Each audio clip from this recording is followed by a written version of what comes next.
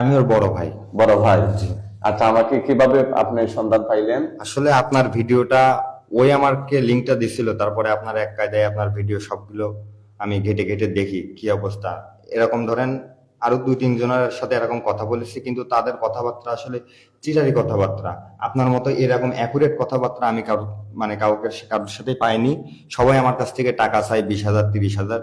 তো আপনার এখানে আসার আমার আল্লাহ মনে আমার সাড়া দিয়েছে যে না, আল্লাহ মনে রেখে বলেছে যে না, ওনার কাছে যাও, ঠিক হয়ে যাবে। আমি এই জন্যই আমার বাসার আসার দিন কেউ আমার বড় ভাই আমাকে বলছে যে অমুক জায়গায় একটা কবিরাজ আছে খুব ভালো, ওনার কাছে গেলেই ভালো হয়ে যাবে। আমি বলছি না, আমার মন রেখে সাড়া দিয়েছে, আমার ওনার কাছে যেতে হবে, আমার যত দূরেই হোক না কেন। আমি সোনা বন্ধক রেখে 20,000 টাকা সোনা বন্ধক রেখে, টাকা ছিল না ইমিডিয়েটলি, ওর তো কষ্ট হচ্ছে, আমরা তো দেখতে পাচ্ছি না কষ্ট। দিনের পর দিন ওরা অত্যাচার করছে, ওর সাথে শারীরিক সম্পর্ক করার চেষ্টা করছে।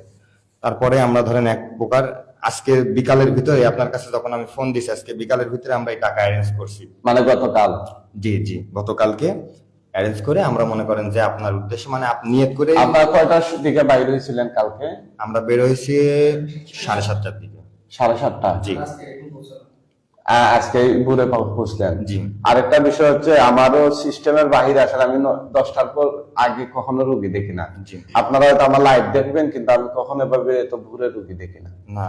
আর এখন আপনারা এতজন মানুষ, আমি যদি বলি যে আপনারা হোটেলে উঠেন, আবাসিক হোটেলে, তাহলে অনেক টাকা পয়সা ও খরচের বিষয় চিন্তা করলাম।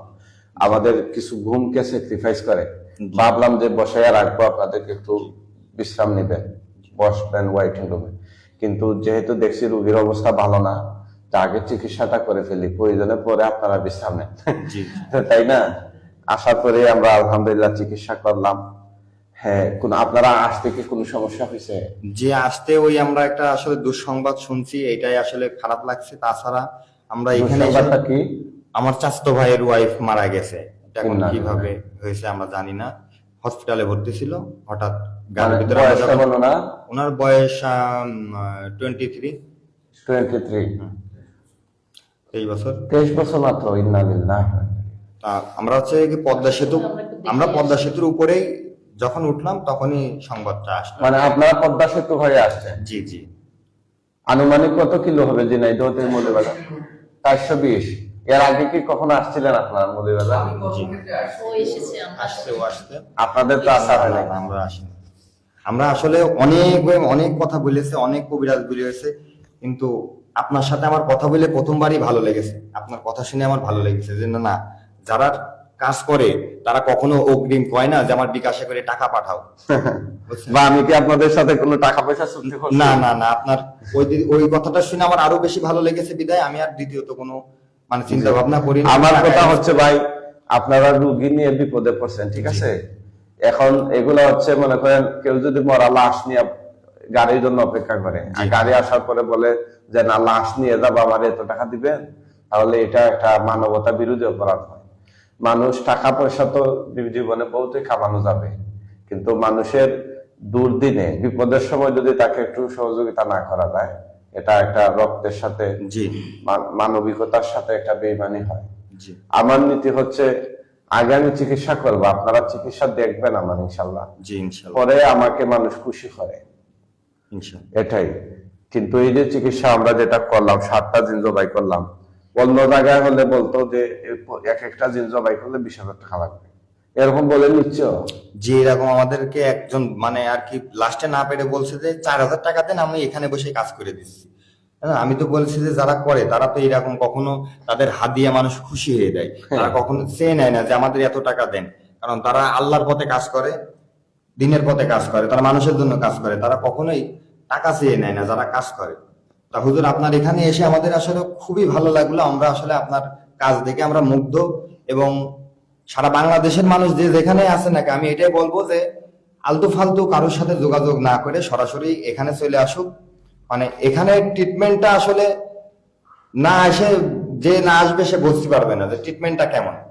সরাসরি যে আপনি যে 20টা মিনিটের ভিতরে যা ওর যে ভালো করে দিলেন, এটা আসলে আল্লাহর রহমত ছাড়া সম্ভব না, এটা সবার দ্বারা সম্ভব না। সবাই আসলে আলহামদুলিল্লাহ। এর কাছে আরেকজন সিয়াম নামে যে, হ্যাঁ, সে কিন্তু আমাকে সব বলে দিয়েছে। সে আমাকে সব বলেছে।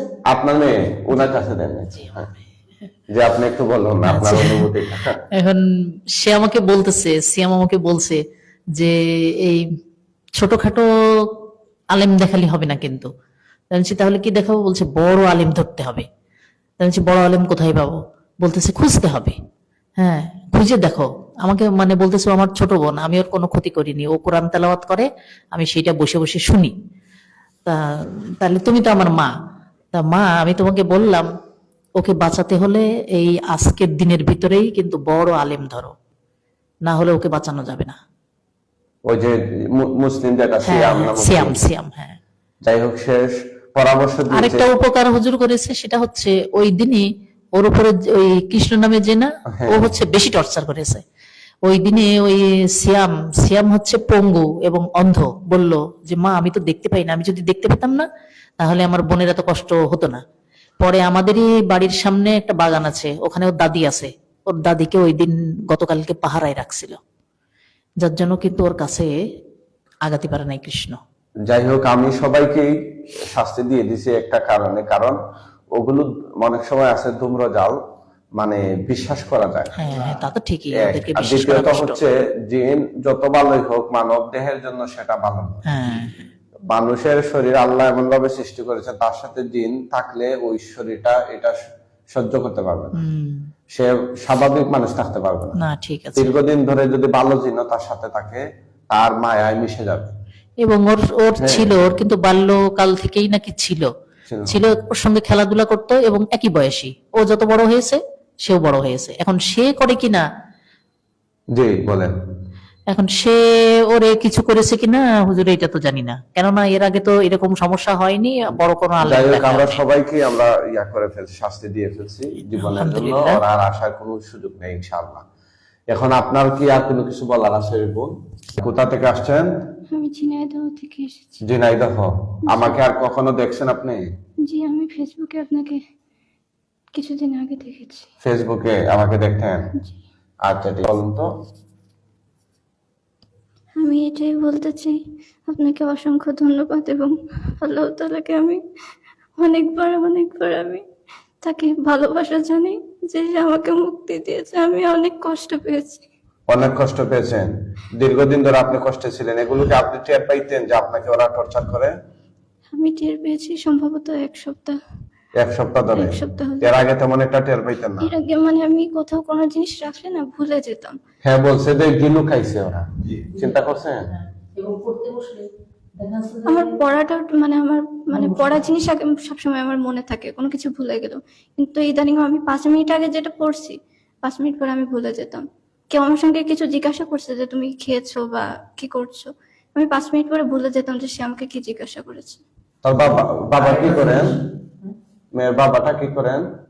ওর বাবার টিচার ছিল, তাই এখন আমরা যাই হোক একটা ব্যবসার সঙ্গে জড়িত রয়েছে, ব্যবসা করে।